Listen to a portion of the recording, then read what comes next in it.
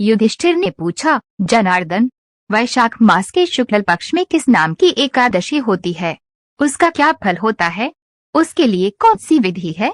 भगवान श्री कृष्ण बोले, धर्मराज, पूर्व काल में परम बुद्धिमान श्री रामचंद्र जी ने महर्षि वशिष्ठ जी से यही बात पूछी थी जिसे आज तुम मुझसे पूछ रहे हो। श्री राम ने कहा, भगवान, जो समस्त पापों का क्षय तथा सब प्रकार के दुखों का निवारण करने वाला व्रतों में उत्तम व्रत हो से मैं सुनना चाहता हूँ। वशिष्ठ जी बोले, श्री राम, तुमने बहुत उत्तम बात पूछी है। मनुष्य तुम्हारा नाम लेने से ही सब पापों से शुद्ध हो जाता है। तथापि लोगों के हित की इच्छा से मैं पवित्रों में पवित्र उत्तम व्रत का वर्णन करूंगा। वैशाख मास के शुक्ल पक्ष में जो एकादशी होती है उसका नाम मोहिनी है। वह सब पापों को हरने वाली और उत्तम है।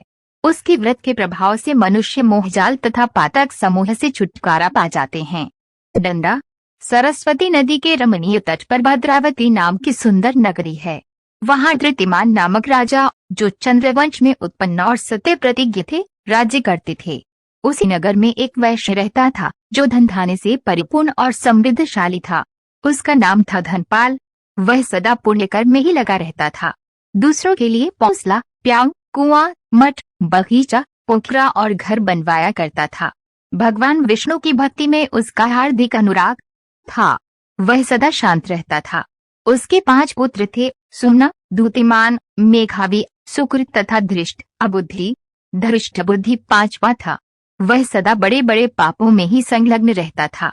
जुए आदि दुर्व्यसनों में उसकी बड़ी आसक्ति थी। वह वेश्याओं से मिलने के लिए लालायित रहता था। उसकी बुद्धि ने तो देवताओं के पूजन में लगती थी और न पितरों तथा ब्राह्मणों के सत्कार में। वह दुष्टात्मा अन्याय के मार्ग पर चलकर पिता का धन बर्बाद किया करता था। एक दिन वे वेश्या के गले में बाहें डाले चौराहे पर घूमता देखा गया। तब पिता ने उसे घर से निकाल दिया तथा बंधु बांधवों ने भी उसका परित्याग कर दिया। अब वह दिन रात दुख और शोक में डूबा तथा कष्ट पर कष्ट उठाता हुआ इधर उधर भटकने लगा। एक दिन किसी पुण्य के उदय होने से वह महर्षि कौंडिन्य के आश्रम पर जा पहुंचा। वैशाख का महीना था। तपोधन कौंडिन्य गंगा जी में स्नान करके आए थे।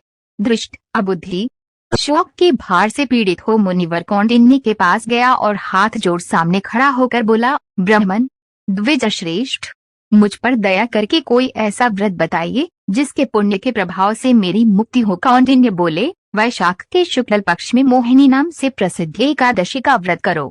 मोहिनी को उपवास करने पर प्राणियों के अनेक जन्मों के किए हुए मेरु पर्वत जैसे महापाप भी नष्ट हो जाते हैं। वशिष्ठ जी कहते हैं, श्री रामचंद्र जी, मुनि का ये वचन सुनकर दृष्ट बुद्धि का चित्त प्रसन्न हो गया।